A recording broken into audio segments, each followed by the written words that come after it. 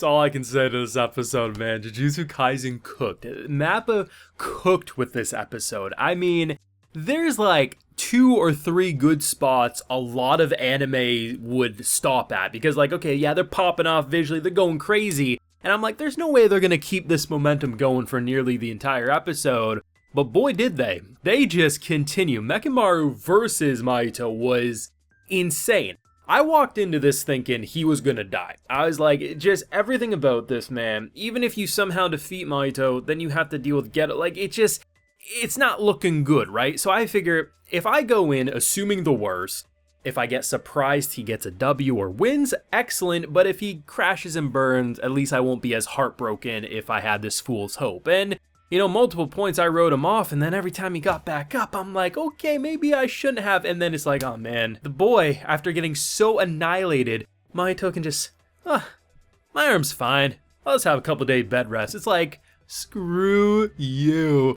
But what an episode. Now, I do have a full live reaction to today's wonderful, hype, insane episode of that Jujutsu Kaisen greatness available on my Patreon. So if you would like to see that live reaction, it's over there if you're interested. I mean, seriously, this is like, it's like peak shonen action. Like, this is everything you would want. This is using the anime medium to its absolute fullest potential, and just the expressive animation that we've started to grow accustomed to with season 2. I mean, people love to like freeze frame and look at an in-between frame and say, ooh, look at how undetailed that is. Look at how sloppy. It's like, go away. Push that nonsense out of here, because watching that scene when Mahito was like just running and he was being chased, that transformation, that rapid fire of all the different animals and stuff was so well done. And the number of times Mechamaru would just do something and you think, okay, that's the moment of the episode. And you know what I mean? There's usually a key moment that you look at and you say, that's everyone's thumbnail, that's everyone's big shocking moment, the gif, the clip, whatever they're showing off about an episode. But man, there's a dozen of those moments throughout this fight, and it just feels like, you know, while yes, I was blue balls last week, I was like, okay, you're getting me all customed, I'm ready for this fight, and then you cut to credits. Yeah, I was a little salty, I'm not gonna lie, I wanted a double episode, but man, the wait was worth it. My heart was pumping, I was sweating, I was like, come on! I want to see Mechamaru get back, and of course, anytime you start getting the flashbacks about how, and especially when the flashbacks are talking about death, I mean, you're expecting the worst, but he kept pulling through. This man had 9 lives, he was a cat basically. The initial moment when he uses his finger pistol to shoot into the arm and then it all explodes, so cool, and it immediately changes my tune of going, oh, he's gonna get absolutely annihilated. I was like, he's gonna use like 5 years worth of his buildup in one attack and it's gonna miss or something, and he eventually does just that. But man, it's like the carrot on the stick. You keep saying, Mahito, he's too good of an antagonist to remove this early, but at the same time, you're like, maybe there's just a way for him to at least escape. And man, it's crazy, because when you see inside the domain, right, and how he gets back up and you're thinking, okay, there's no way Mahito's actually dead, but at the same time, he might be down for the count just enough that we can just run away.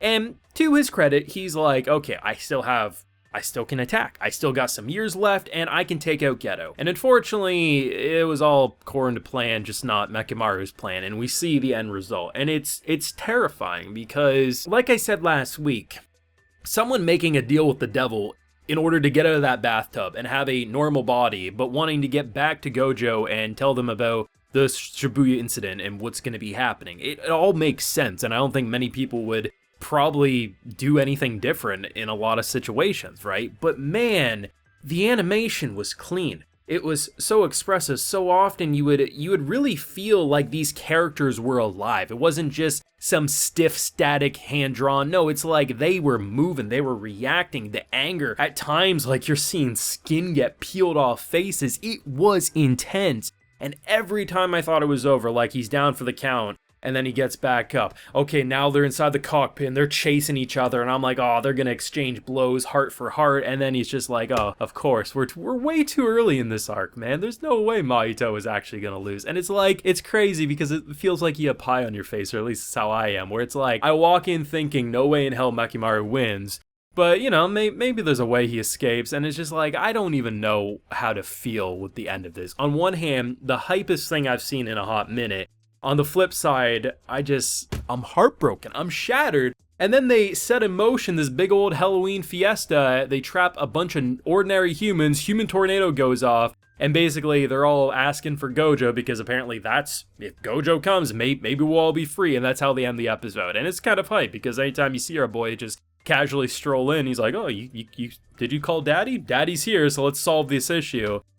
It's just insane. Like, often when you hear, like, manga readers complain about, okay, the fight in the manga was so much better, maybe because the panel art was just so crisp and highly detailed, like, think of a Berserk panel, right? But at the same time, you also have to look at, well, maybe individual shots may not look as cleanly drawn, because, well, manga panels aren't in motion, of course. When you look at what this episode did for this entire fight, the movement and the amount of expressive animation, the lighting, the shifts in colors, everything about this is what anime should do. It takes an incredible fight from its source material and uses these extra elements that a manga doesn't have, which is movement, voice acting, sound effect, great music placement, and everything about this felt refined and as good as it should be. Like, I wouldn't change a damn thing about this fight. Had the fight ended in half the amount of time, then yeah, I probably would have said, man, it would have been nice to see a bit more. But there was multiple points where I was like, yeah, I'm satisfied. It sucks he's lost, but I assumed he would, and he kept getting back up.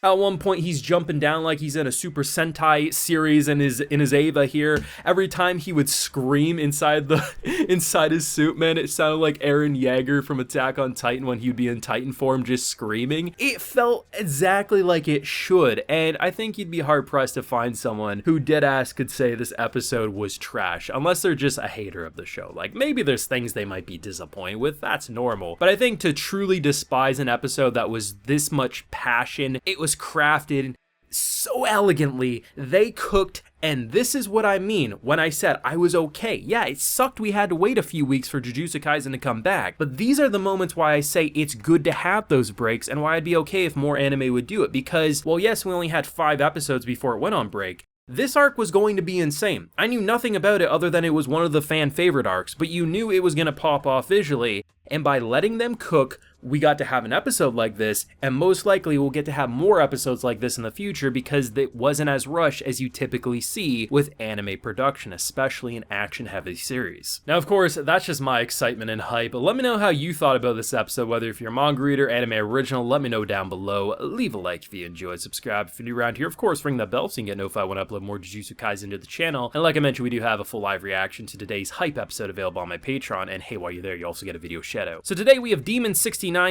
Durberg Jude, Derek Nickel, Durhosh, Destiny Richards, and Devin Samuels. I appreciate the support, everyone. Please take care and have a good one.